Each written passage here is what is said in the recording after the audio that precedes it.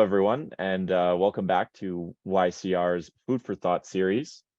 For those of you who are just seeing YCR for the first time, I'm Justice Otto. I'm a finance graduate from the University of Alberta, and with me today is Lily and Camilla. We are part of Young Canadians for Resources. We're an advocacy group made by students and young professionals for students and young professionals who believe that Canada can have a strong future in resources, the economy, and the environment. So I'll just let Camilla and Lily introduce themselves. Thank you, Justice. So exactly, my name is Camilla. I am from Quebec, more specifically Sherbrooke, where I studied environmental sciences, and I joined YCR in December of last year. And hello, everybody. My name is Lily Peterson. So I've been with YCR for about a year now, and I'm really excited to hear Melanie's presentation today. Awesome. And yes, like Lily said, today we are pleased to welcome Melanie Whalen here on March 2nd, 2023. Wow, I can't believe it's March already. As time flies. So Melanie has a diverse career that includes wildlife research, rehabilitation, and husbandry that spans over 20 years. Melanie has worked as a wildlife technician doing field research and wildlife rescue for both the Ontario and Newfoundland provincial governments. She has worked on a variety of projects from rabies, chronic wasting disease research, to nest ecology studies, to moose and wolf studies in Algonquin Park. Melanie has also worked with the Canadian Wildlife Health Cooperative, where she contributed to coordinating the first province-wide white nose syndrome surveillance program nationally. Melanie has worked with a variety of species, from bats to musk ox in wild and captive settings. She's an advocate for wildlife conservation, and in her spare time, she enjoys nature, photography, and painting. So before I let Melanie take it away with her amazing presentation, I would just like to remind our audience that they can ask questions throughout the presentation using the Q&A box below. Also, please feel free to connect with us on Instagram, Facebook, and LinkedIn at YC Resources if you want to learn more about what we do. So without further ado, Melanie, you can feel free to share your screen and share with us your presentation for today.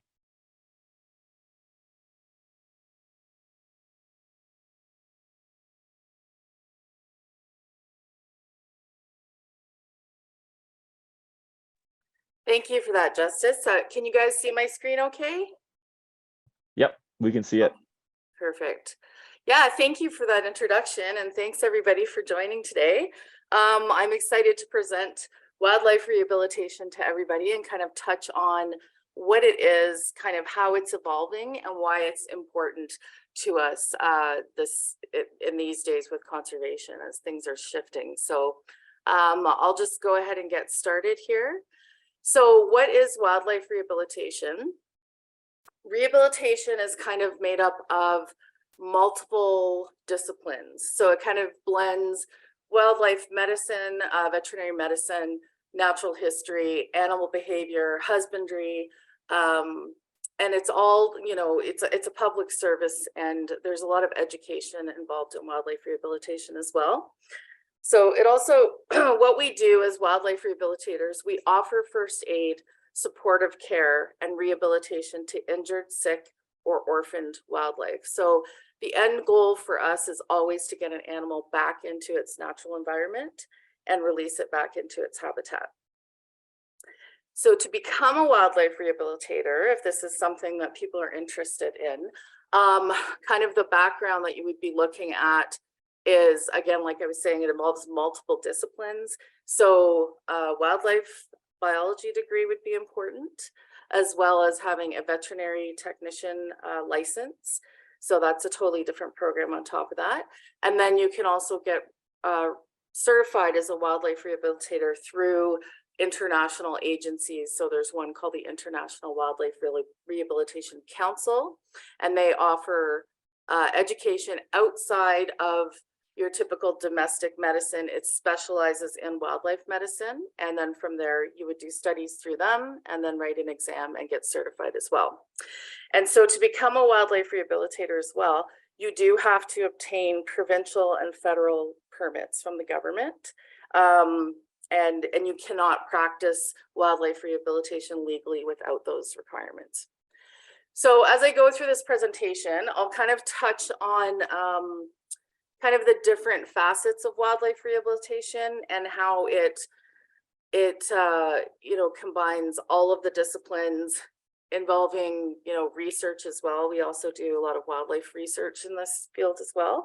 And then just I'll go through kind of patient studies and just kind of give you like a day in the life of, so you can kind of see what we're doing. So that brings me to this patient here. This patient here is an American white pelican. He came into our care because there was a flock of pelicans that flew into a power line when it was a foggy day. So there was a whole flock. Unfortunately, the rest of the flock did not make it. But this guy was like kind of the lone survivor. So if you can see in the top left of the screen here, you see these yellow and red circles here on this. So although these look like the legs of the pelican, they're actually the top part of the foot, and they are fractured. So their bones look a little bit different than other birds. Their bones are actually like a bulrush, almost like a reed of grass. So they don't necessarily break like another bone would. They get crushed, like if you were to take a hollow piece of grass and crush it. So that's what this is circled here, and that's what you identify. So, you know, this is why it's really important to have a really strong understanding and background of wildlife biology and anatomy as well, just because every patient that comes in is going to present very differently. So because of these legs were, or the top of the feet, I should say, were fractured, we had to do surgery for this bird to pin these legs to allow these bones to heal. And so this is, here's a pelican on the bottom of the right part of the screen, and this is the pelican under anesthetic. So we do have a full-on hospital in our facility. We are a licensed wildlife hospital. There's 3 of them in the province that actually have, so we have full-on vet staff. We do x-rays, we can anesthetize. It's just like any other vet clinic that you would take your dog or cat to, except we specialize in wildlife. So this is him under anesthetic on the bottom of the screen. To the left of the screen, you can see this is one of our wildlife veterinarians that came in to help assist with a surgery of pinning the legs. So when we say pinning, they're actually like sterile pins, metal rods that we actually insert through the bone of the legs. And then this allows the bone to start to heal and to heal kind of straight, so that, you know, our end goal again is the success that this animal is going to be returned to almost 100%, as close as we can get, and return the animal back to the wild. So that's what you're looking at here on the left part of the screen. On the right screen, this is after the surgery, and this is during the rehab process. So you can see it was successful, and he's standing there. And then so the second part of this process is to now get him back into the water, make sure he is waterproofed, and then start prepping for the final portion of rehabilitation, which is the release. And finally, you can see that he was released. So we took him back to the area that he came from. There is a pelican colony out on this lake. So we were able to get him out there before the pelican colony left, and he was able to join that colony. And yeah, he was able to swim and fly away beautifully. So that's kind of the reason why we do this. It's a lot of work, but it's definitely worth the effort.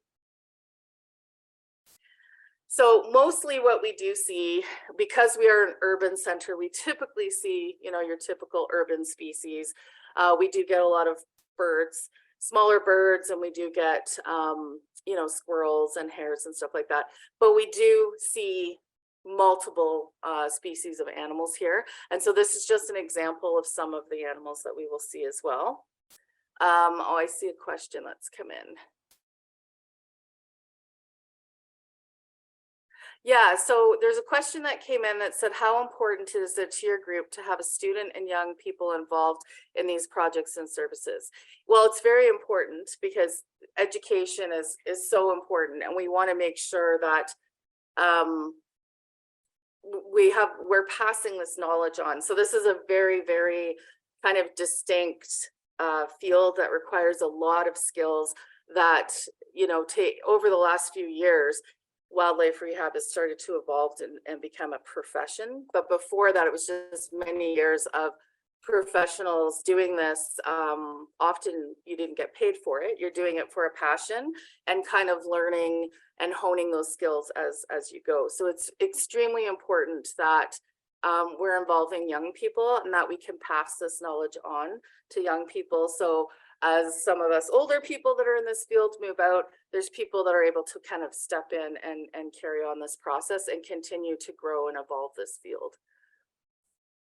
So yeah, so going back to this photograph here, you can see there's multiple different species that we can get in. This top left one was a group of ravens. And so this group came to us, they were doing a construction project, and one of the trees that this nest was in was cut down, and unfortunately the nest came down with all of the young ravens in there. So, we do a lot of orphan care. So most of these pictures here that you see, these are all orphans that have had to come into us because they were orphaned, due to human activity, unfortunately, or because of what we call kidnapping, where they're taken with good purposes and meaning, but they were unintentionally kind of taken away from their parents. So when that happens, we do every effort we can to try to reunite those animals back with their parents, because that is their best chance of success. And that is, they offer the healthiest diet and they teach them those important skills and how to survive in the wild. So we see it mostly with hares, so prairie hares, and also with deer fawns. It's quite prominent that we see every year, where we get a lot of these younger animals, because these parents actually will leave their babies for the day. So the hares and deer will only feed their babies twice a day, and they feed them in the early morning and then they feed them at dusk. And then they kind of park their babies in the grass somewhere, and then they go off and leave and forage and do what they need to do for the day. So oftentimes people will walk along and they'll find this fawn laying in the grass, or these baby hares, and they'll think, oh, the mother is gone, I have to pick it up and save it. And then it ends up coming into us. So often that isn't the case. So that's why education is so important here, just to let people know. It's always good to just contact a rehabber first. We can ask the appropriate questions, because sometimes, it may need care, but most of the time it really can just stay there. So that's why we have the motto, see a hare, leave it there, just to try to drive home, to let people know that, the baby probably does not need to have any intervention, sorry.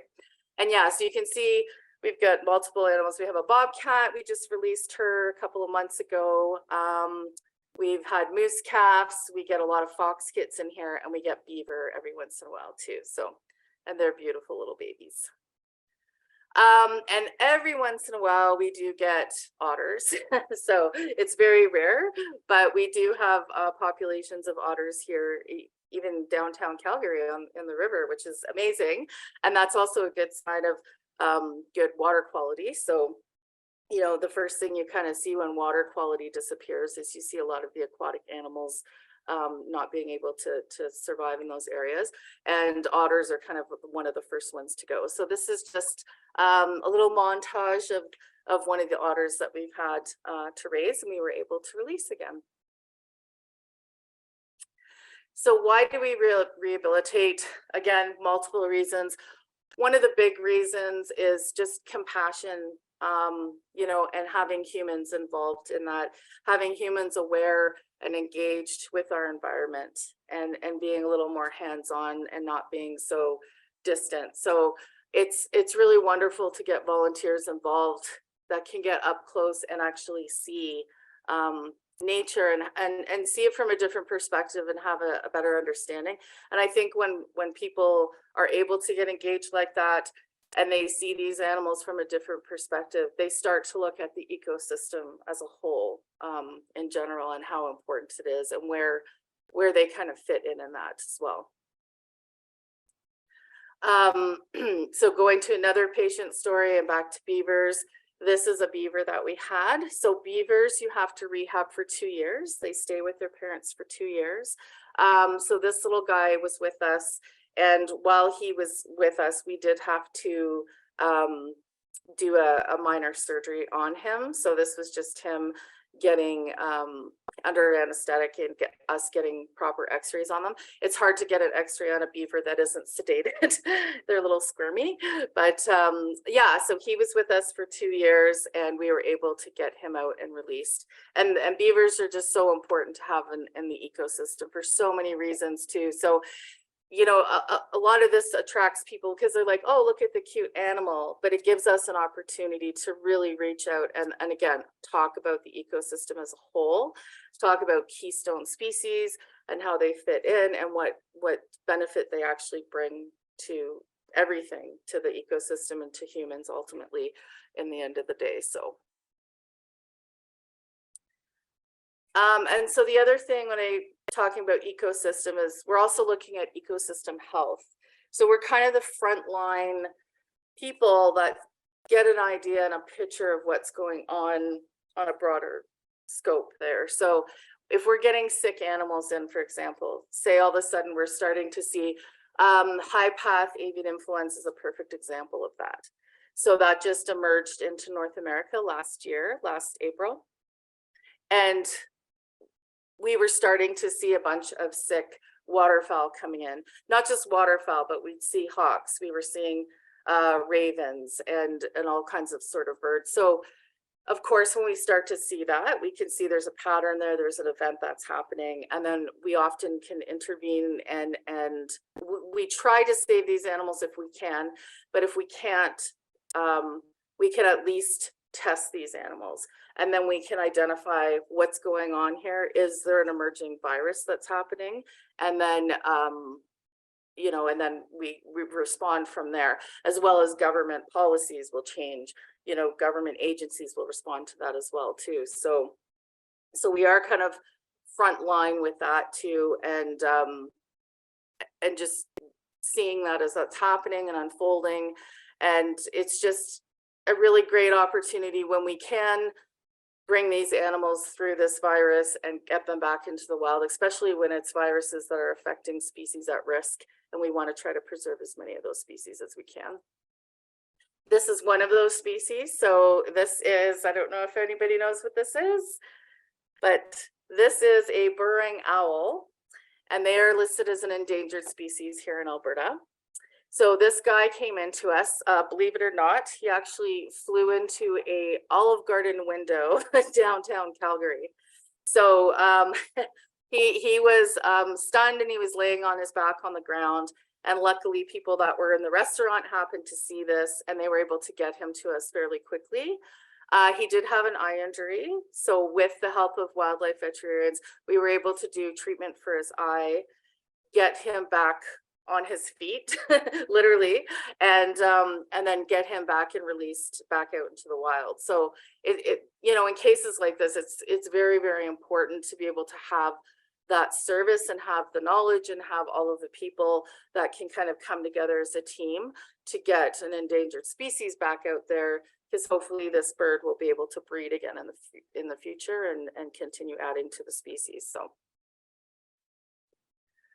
and again, this kind of goes back again to the ecosystem health. It's just disease monitoring. So we're kind of, again, front lines. That being said too, when Justice was speaking, one of the things I worked on in my career was white nose syndrome in bats.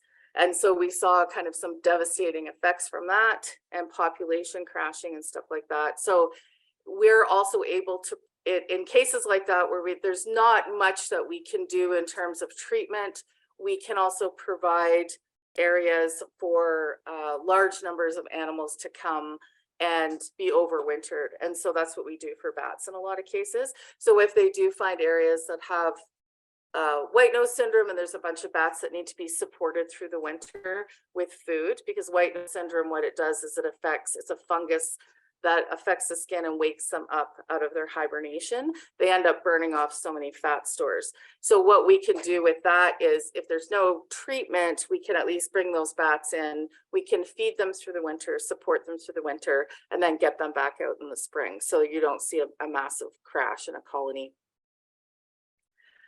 And so here's some examples again. On the right-hand side is a little brown bat. These are one of the species of bats that is being greatly impacted by white nose syndrome.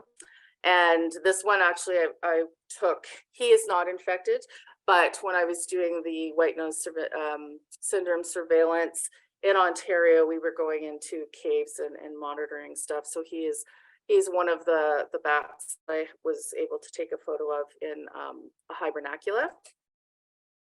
Deer, we often see, you know, with deer, we can monitor various viruses that are happening with them as well. And chronic wasting disease is one of those. And then pigeons. We do get pigeons in. People do bring us in pigeons from the city. They tend to carry a lot of viruses that don't necessarily affect them, but can affect some other songbirds. So that's something we can kind of monitor too, and we can keep an eye on them and get them tested and see what's kind of happening out there in the environment. And again, so the research, we can, because we are getting these animals in hand on a regular basis, it gives us an opportunity to get involved in some research because we actually have the animals with us. So this can involve taking samples. We can get hair samples in some cases for DNA studies that are happening at various universities. We can get blood samples from these animals, you know, that can be applied to emerging studies within wildlife medicine, again, for different veterinary colleges. Yeah, just all kinds of sampling. We can test some behavior. There's multiple things we can do. There's studies where they're collecting bat feces and they're getting DNA data and interesting information from bat feces. So there's multiple ways that we actually can get involved in research. And one of those research projects that we did get involved with was, again, with bats, and this is with the University of Saskatchewan, and they were looking at the prevalence of rabies in bats that are coming into wildlife rehabilitation centers, as well as cat attacks on bats. And so with the end result, they wanted to know what, for them, what kind of education they needed to provide to the public in terms of cats and rabies, because there's a lot of free roaming cats out there. Many of them aren't vaccinated, so they're trying to get that data to see, you know, what numbers we're actually kind of seeing, and then compare that to how many cats were vaccinated. And we did have a case here 2 years ago in Alberta where a cat did get rabies from a bat. It was a barn cat. So, you know, this is really important too for just human health as well. And the other part of the study was looking at prevalence of rabies. So the prevalence of rabies in wild bats is actually really, really low. It's only like less than 1%. However, when a sick bat is brought into a rehab center, they're sick. So our prevalence in a rehab setting obviously goes up a little bit. So they were kind of looking at that. And that study is still ongoing. And then again, what I spoke to a little bit earlier was just stewardship. This is kind of getting the community together, knowing that everybody is kind of the stewards of their own land, and getting the community together to kind of take responsibility for the environment around them and get them a little more connected to see what's happening in their own backyard. And then I'll just end this. I'll just go through some of the cases that we've seen. So one of the things that we've done through rehab too is we've kind of started a little spin-off group where we have people go down and monitor the downtown core of Calgary during the migration periods. So during these periods, so spring and fall, you're getting multiple songbirds and certain species of bats that are flying through that downtown core. And often, depending on the type of glass on buildings or lighting, that can sometimes confuse birds and bats, and they'll fly into buildings and they basically get concussed and fall to the ground. They're either predated on or they die because they can't regulate their temperature. So what we do with this team is what we found with wildlife rehab is the sooner you can respond to an injured animal, the more success it actually has for release. So this team of people that we have, they monitor the downtown core during migration periods, and that's what they do. They walk around and they look for birds on the ground that might have hit windows or bats, and then they bring them to us, and then we get them into care kind of as soon as possible. So these are just some examples of some of the birds that we did get in. There was a Townsend solitaire. Luckily, all of these birds we were able, because we did get them into care so quickly, we were able to release them successfully. So there's kind of a myth that things have changed as we do more research and we learn more. If you see a bird and it's just hit a building, just leave it there and it'll be fine and it'll fly away. And in some cases that does happen, but then there's sometimes too that bats or birds will have a concussion and they'll fly away and they'll just die somewhere else. So that's why we kind of want to, if there's somebody there that can respond quickly, we can get treatment faster. So this is a little collection of these birds that we were able to get. This was a belted kingfisher, which is a marsh bird. You don't expect to see that downtown. This guy did, unfortunately, he was one of the only ones that perished, but not due to a window strike. He actually came in with a secondary respiratory infection, so we weren't able to see to get him back out again. But this just gives you an idea, like, even though we're in a city, we get all kinds of species that come through there that people not necessarily aware that are down there. So people are always surprised when they find out we have owls living downtown Calgary, and there's all kinds of species down there, bobcats. And this is a silver-haired bat that was found. He had fallen into he had obviously hit a building and then fallen into the snowbank and got frozen into the snowbank. So we were able to get him into care and release him. This is a little morning warbler, as you can see. Again, the warblers are really kind of, sorry, I'm just moving it around so I'm not blocking pictures here. You see a lot of warblers coming through downtown because almost all the warblers here in Alberta migrate. So they head south in the winter and they come back here in the spring. This is a golden crown kinglet we got. Again, the treatment, oops, sorry, I should go back there. The treatment does involve we use medications, we do a full assessment, and then we use medications for anti-inflammatory. And in some cases, we would have to put the animal in incubator if it's hypothermic. So again, here's some more warblers that we got in. There's so many species of warblers. They're kind of tricky to identify sometimes. Yeah, so just kind of the results just from that response of our first year of sending rescuers downtown to be responsive kind of right away. We got 17 live animals in that first spring season, and 15 of those animals were able to be treated, released. At the time of this, we ended up releasing the 16th one. We just had to hold it a little bit longer. So that fast response time is really important. This was the guy I was talking about that was not able to be released, unfortunately, because of the respiratory infection. And this is the one that had to be overwintered with us, and she was eventually released.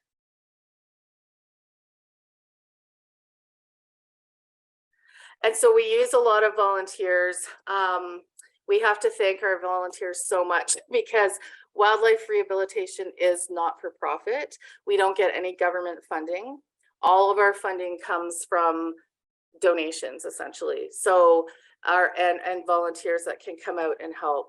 So we can only pay for maybe 6 staff to actually run the hospital, and we're taking the calls, doing the hotline, doing some of the rescues and all of that. But everything else we rely so heavily on volunteers for. So we have a lot of volunteers that are just out on the ground, pounding the pavement, doing the rescues, bringing us supplies when we need it, doing releases sometimes when we need it. So we really would not be able to operate without them. And if anybody is local to us and you are interested in volunteering with us, this is our information where you can contact us and volunteer if you like. And if you're interested in doing the window strike monitoring, that is through Calgary Migratory Response Team. So you can contact us through this, and then we can, if you're interested in doing any of the migratory stuff, we can set you up for that. And yeah, that's all for me. I just wanted to thank everybody for attending today. I do notice there's some questions that have come in, so I will go through those now.